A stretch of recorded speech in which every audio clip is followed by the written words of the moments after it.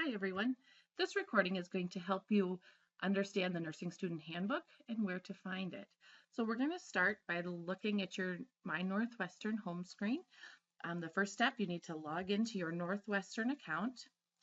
Here we're going to go to the Department of Nursing tab across the top and select that tab. On this page, as I referenced before, is a lot of the tabs that are going to help you throughout the program. Here isn't any different with finding the Nursing Student Handbook. It is along the left-hand side, and once you find it there, you can select it. This will open up various handbooks. You probably will only have access to the one you need, the most current one that is available. Even though this may not be the handbook, the year handbook that you need, if you select the most current handbook, there are generally minor revisions from year to year. So this recording will give you the information you need to successfully navigate through the handbook, as well as pull out pertinent policies that are important to you.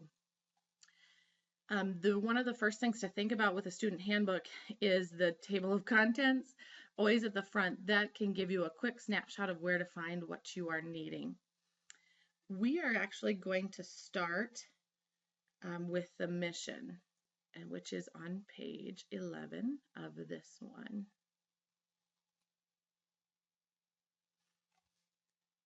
This gives you the basis for what our Department of Nursing is founded on. It also helps you understand the concept of shalom.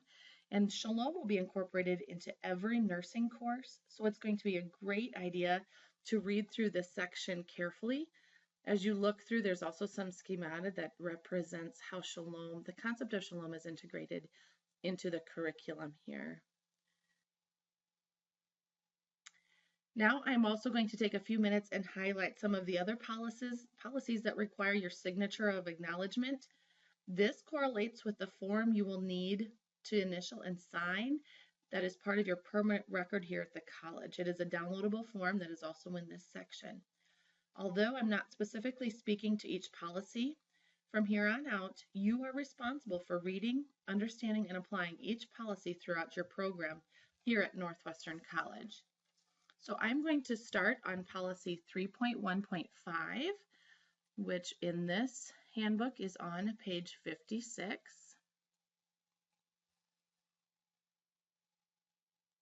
So I'm going to scroll down.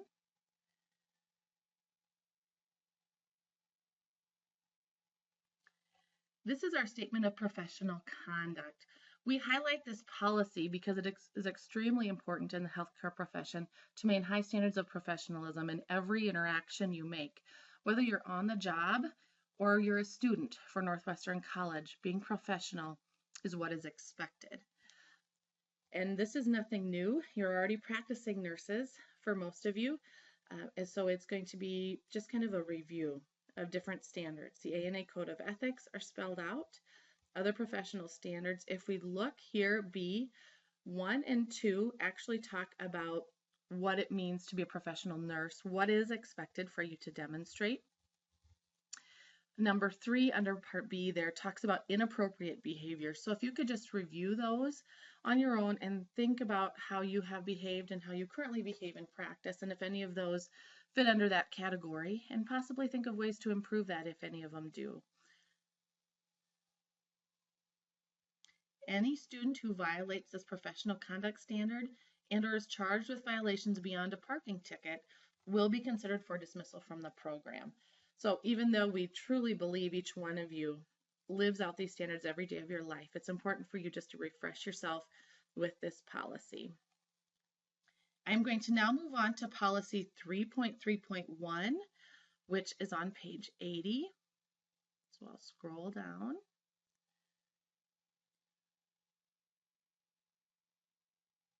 Okay, this is our standardized testing policy.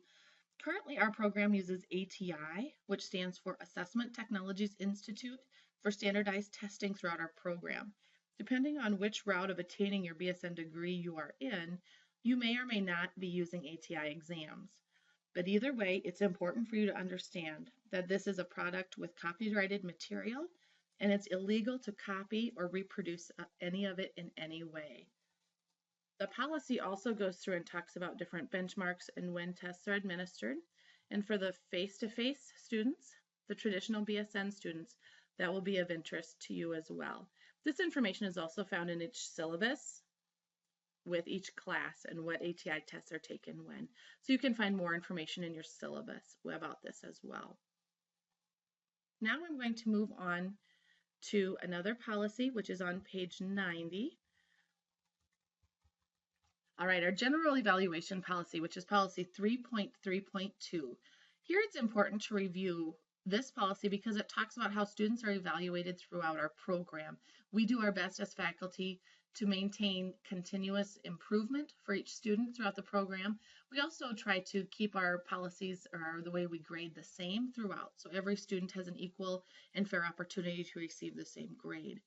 The grading scale you will see is the same throughout all of your courses in the nursing program, and it is listed here. Again, this will also be in each syllabus that you see. It's very important to kind of understand that because in order to pass a course, you need to receive a final grade of a C or above to not have to retake the course. So we strongly encourage you to work and communicate with your instructors to help you be most successful in the courses you have. And just understanding where you're at for a grade and being cognizant of that will be helpful for you. Now we're going to move on to the media policy, which is policy 3.3.5, and that is on page 96. Social media usage policy. This identifies various types of social media, much of which people use every day. Please review all the specifics listed in the policy, but some of the key points we want to include are cell phone usage in clinical. Please be respectful of that. Most hospitals do not even allow cell phones on the hospital floor, the patient care floors, but you will need to work specifically with your instructor for the area you are in and find out about the cell phone use, if you can even carry it with you, or if it's best to leave it either locked in your vehicle or back in your home, apartment, dorm, wherever you call home. Approval from your instructor is definitely needed prior to use if you are thinking you may need to use your cell phone. Confidentiality is also a very big thing. Do not post any patient or patient's family information within social media, as well as anything related to instructors or the Northwestern College nursing program. If this occurs, you may receive a failing grade in that nursing course. So be cognizant. There's been a lot of things on Facebook about Facebook and different social media. People can Google you, and sometimes whatever you post, people can see, and it can be viewed at a later time. So it's very important to be very respectful, and it's better to not say anything than to say too much in social media because people have a way of finding out about what has been said. The next policy I want to address is the confidentiality policy, confidential commitment policy on page 106.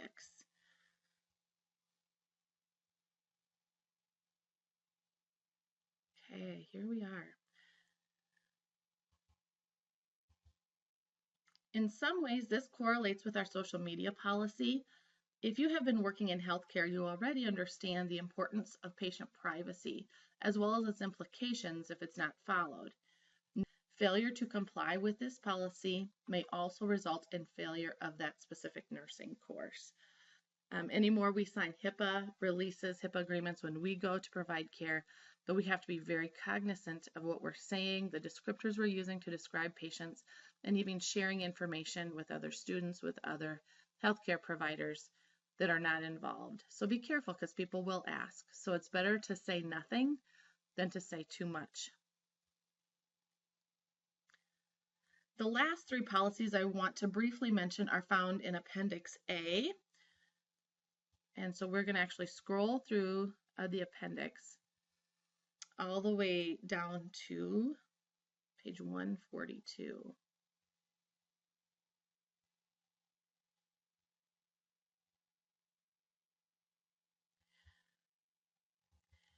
This is a form called the consent and release of liability. It's basically used for simulation and clinical lab settings, which we have those in 280, 320, 440, and 480.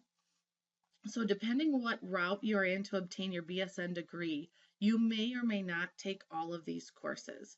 For your online RN-BSN students, you will not be coming to the lab to do simulations or to do any clinical lab things. So this generally does not pertain to you. But because these are the main clinical component courses in which skills are practiced in the lab or in a lab type setting, we're providing this information to you. The policy basically helps you understand that your participation in practicing, an example would be an IV start, is optional and completely voluntary and will in no way affect your grade if you do not feel like you want to do that. We have mannequins to practice all of these skills on, and that's the route we generally take, but there are times when it's easier to do a skill on an actual human. And so if you would like to be a volunteer and let people do different skills, start an IV on you, that's wonderful. But this consent just releases that liability if you are volunteering to let us use you or let your fellow peers use you to practice skills. The next policy is on page 145.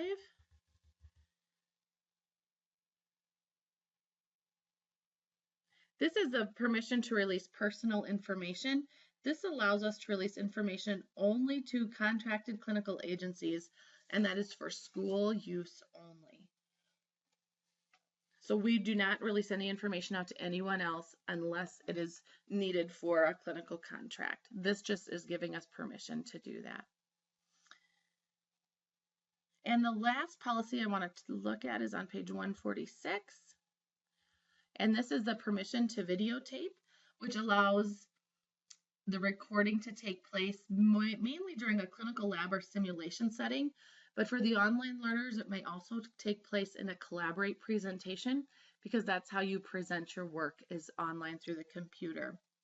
You will always be aware when you're being videotaped, and it will be destroyed after use or further permissions will be obtained if we're going to use it further. If you just did an outstanding job and we would like to use what you produced as an example or a demonstration, we will get more permission from you to use it in that way.